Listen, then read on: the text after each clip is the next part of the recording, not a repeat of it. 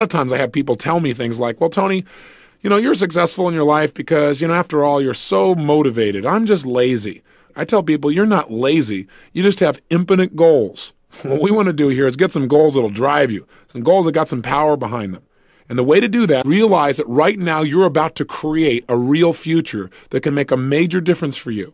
That right now you're not just writing words down on a page, that even though you don't know how this is going to happen yet, that if you get something that you really want and you make it strong enough and you find strong enough reasons, you will find a way. I've done goal-setting workshops like this and seminars for years. And what's amazing is the kinds of results that people generate. I remember where a woman stood up and said, I want to set a major set of financial goals, and that's part of what we're going to do in this workshop. She said, I want to make $100,000, and I want it in the next 7 weeks. The challenge I had when she said this was, hey, wait a second. 7 weeks is too short a period of time. This woman has never made over $30,000 in a year in personal income. How in the heck is she going to make $100,000, especially when she has no plan? Now, while on the one hand, I'm not supportive of just setting goals arbitrarily like that, on the other hand, who am I to say what you're really capable of or not capable of? I think it's true that sometimes people set up goals that aren't realistic, meaning they really have no clue how it can be pulled off. But I also know that there's tremendous power if you get committed enough. And so as I started to tell this woman, well, maybe you ought to relook at your goal, she was so strong about it that I decided to just let her keep it. Who am I to stand in her way? And a good thing I didn't. 6.5 weeks later, she won the lottery and made exactly $100,000. Now, what's really interesting about this story is 6 months later, she came back to a seminar, and we talked about in the seminar what she had done. She set another goal that within 6 months this time, it wasn't quite as urgent, she'd make $150,000. Well, she made $200,000 again through a lottery. Now, I'm not suggesting set a bunch of lottery goals here by any stretch, and I'm not big on it. I don't buy lottery tickets. But I just want you to realize there may be a level of understanding about how to manifest goals that's beyond what you or I consciously understand. And this woman certainly was pretty good at it. She's not the only person. I shared her story one time, and a couple from Detroit listened to the story and got really inspired. And they just said, hey, as long as she can get this, why doesn't she ask for bigger numbers? We're going to do this thing, and we're going to make $1 million. And I got to kind of grit my teeth, and I said, look, that's not what I told the story for. But they got so into it, and they followed all the instructions. They set their goals, they got strong enough whys, they created the pressure, and they did something else that I teach. And that is to make your goals so real, once you know what your goals are, to make them so real in your mind that it feels as if you already have them. When you get to that level where your brain actually believes it's already happened, something clicks. And oftentimes, within a short period of time, that goal becomes realized. I mean, in physical situations, things start to happen. I know this sounds metaphysical, but all I can tell you is it's worked in my life and it's worked for other people. This couple went back and started telling people they'd won this lottery. And I kind of, quite honestly, got a little upset. They said, look, you said make it real. It's so real for us now. We have a hard time distinguishing. And sure enough, they did not win the lottery 2 times in a row. But the third time they won, and they won over $1 million. Their story's pretty legendary in our alumni group in the Detroit area, and in fact, across the country. So I want you to know that people around them said they were nuts, but they understood the power of being able to create something first in our mind. Everything around you in your life right now started out at one time as a thought. Think about it. What are some things that you have in your life right now? Some relationships, some people, some skills, some beliefs, maybe a job that once was nothing but a goal. You're in that same moment now of creation. Now let me give you a little simple formula for goal setting, okay? We take 2.5 hours on the weekend for the whole 10-year plan. We don't have time for that tonight, but let me get you started with a little simple formula Mr. Schoaf gave me. And maybe this will be helpful. First of all, I've divided goals into 2 parts. First is long range. Long range goals. That's your dreams. Your dreams for the next 3, 5, 10, 20, 30, 40 years. Actually, the rest of your life. Your dreams. You've got to keep dreaming.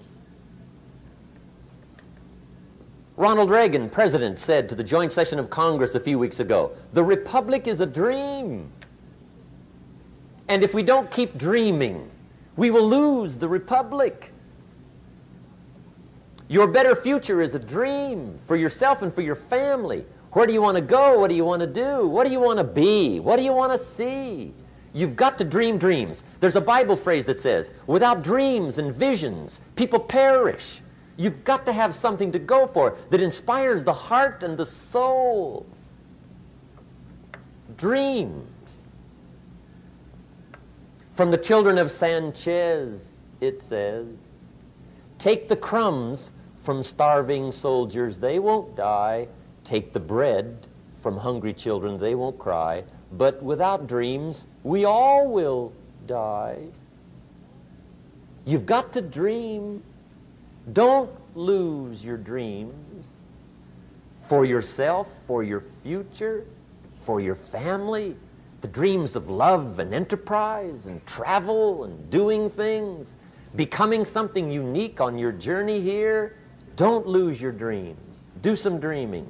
That's long-range goals. You've got to have those. So that's number one.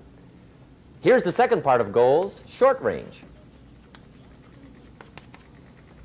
Short-range goals. That's your goals for tomorrow, this week, this month, this year, the immediate future. We call these confidence builders.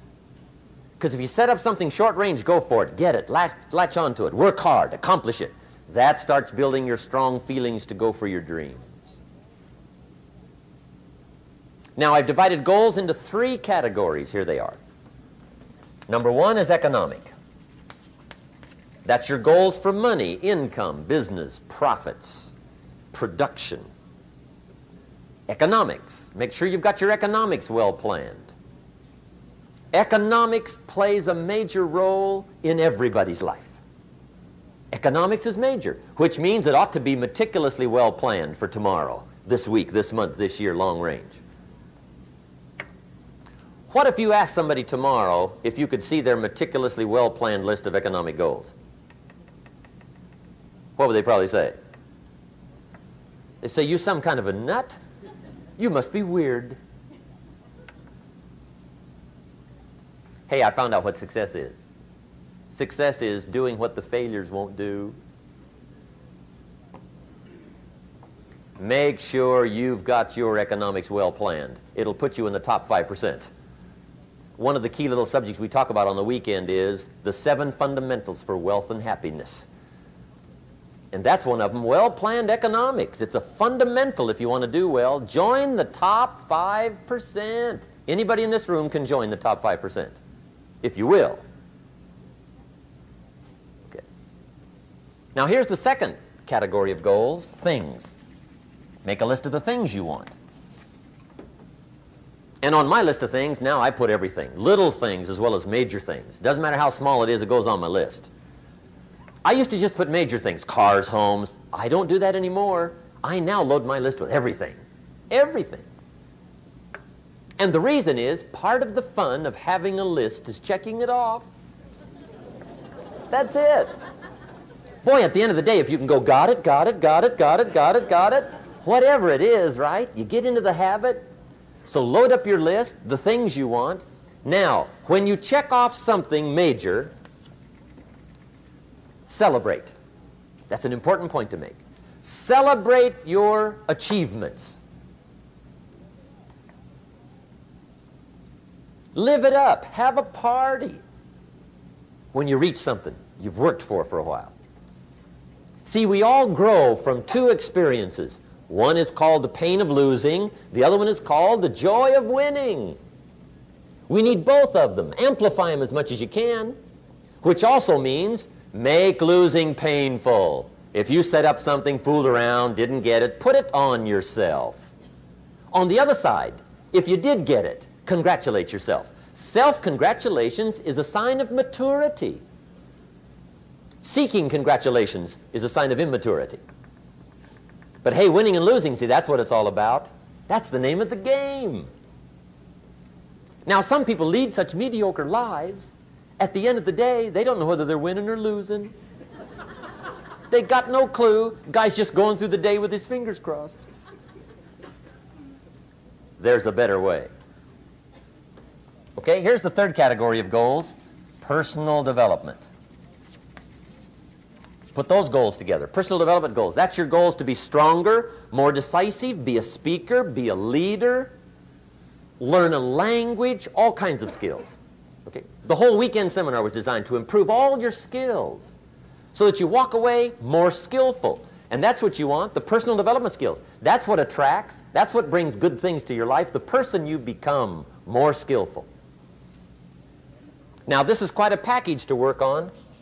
Economics, things, personal development. For tomorrow, this week, this month, this year, long range. Okay? That'll get you started. Now, here's the simple formula for setting goals. It goes like this. A, work on your goals. That's step one. Work on them. And I've put the word work there deliberately. Setting goals is plain hard work. I don't want to kid you. We haven't come here tonight to kid each other. It's work. I know it's work. That's why a lot of people just let it slide. It's work. Many people work hard on their job, but they don't work hard on their future. They just let that slide. And the work involved is making plans. I know most people don't. I understand that. But don't let that be you. Guy says, well, yeah, you work where I work, but the time you struggle home, it's late. You've got to eat a bite of supper, watch a little TV, get to bed. You can't sit up half the night. Plan, plan, plan.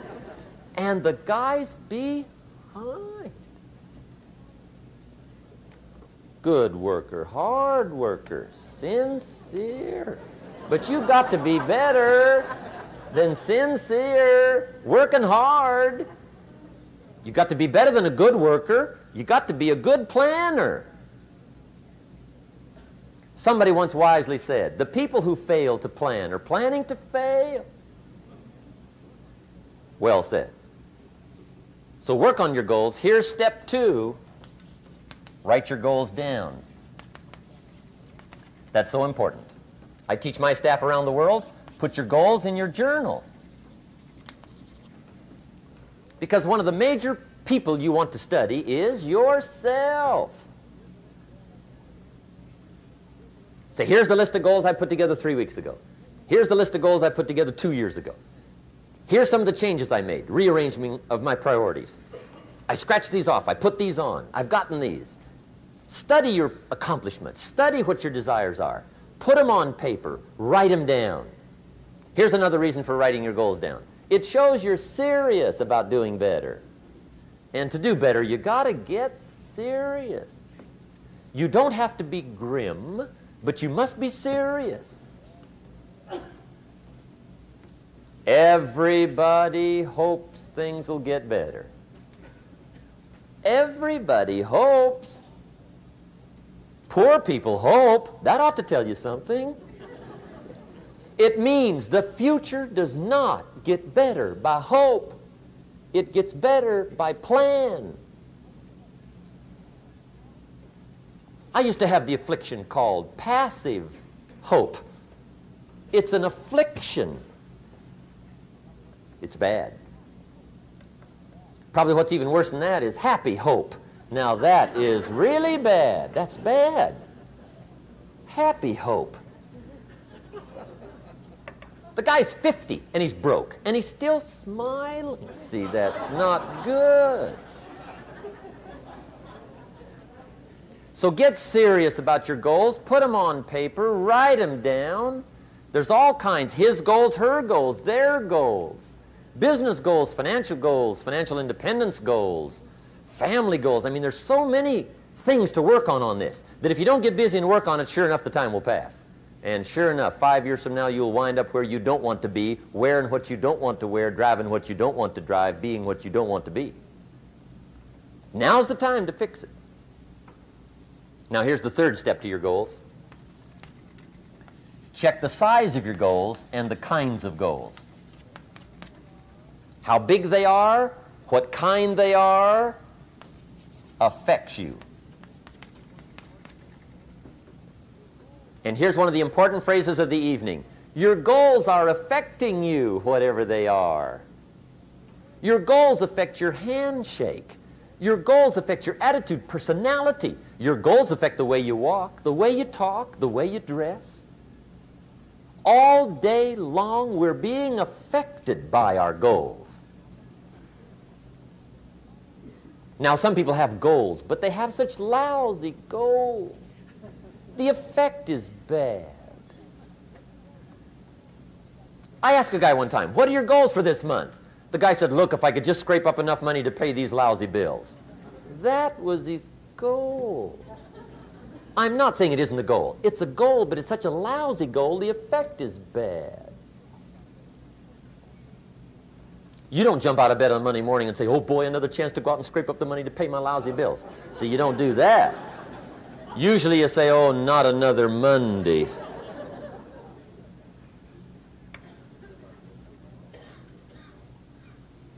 And some people have so given up on life, they have joined the thank God it's Friday club. How sad. Surely those are the same people, when life is over for them, will say, thank God it's over.